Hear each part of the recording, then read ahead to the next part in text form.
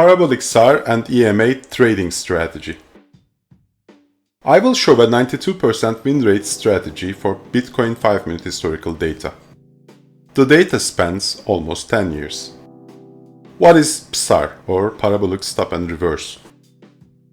The Parabolic Stop and Reverse indicator is used as stop-loss levels and trade triggers. The PSAR indicator draws small dots above or below the price. These dots form a parabola. When the parabola is below the price, it is interpreted as a bullish price action. The dot is considered as a support and trailing stop-loss level. When the price falls below a single dot, it is interpreted as a stop-loss or sell signal. If the parabola keeps trending down, the dots are above the price. This is interpreted as a bearish price action. PSAR is usually used together with other indicators. We will use EMA with PSAR. The strategy. We only trade long positions. The strategy is simple enough. Buy when price is above EMA 200 and PSAR is below price. Exit with a fixed percentage of stop loss and take profit. The optimization results for the best win rate. The heat map shows the best results for the take profit and stop loss percentages.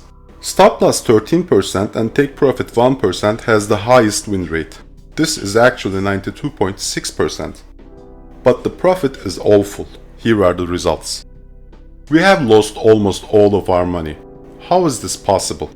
Let's look at the distribution of the trades with respect to the profit or loss percentage.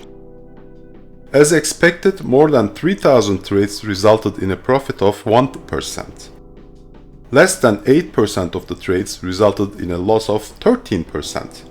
We need to look at the profit and loss dollar value distribution of the trades. Most of the trades resulted in between several $100 and $100,000 of profit. The sharp peak shows that most trades are less than $10,000 profit.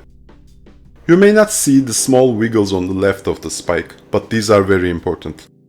In these very few losing trades, we lost big. There are many trades in which we lost between $1 million to $5.5 million in a single trade. This is what wipes out all the profit we made.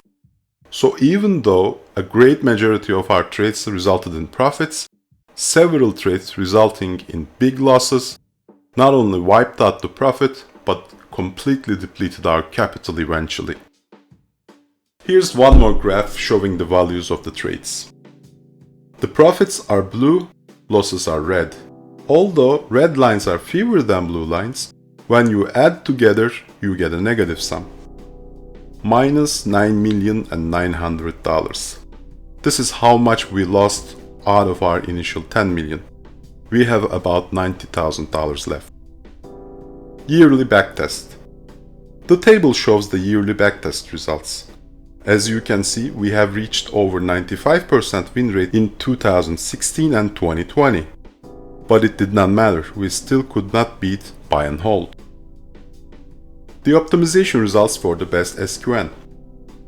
What should we do then? Instead of optimizing for the greatest win rate, we could optimize for the greatest system quality number.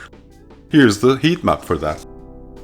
As you can see, there are several good values. I will pick stop loss 9% and take profit 10%. Here's the results for those values. The win rate is merely about 54% and we made 5 times less trades, but we made money. Still, this is much lower than buy and hold, about 100th, but we didn't lose, we actually made money. Conclusion. A high win rate does not mean profits. You can easily lose all of your money because high stop loss values will eat away your profits. A better approach may be optimizing for SQN. And here's the Python code for the interested. If you like our video, please like and subscribe.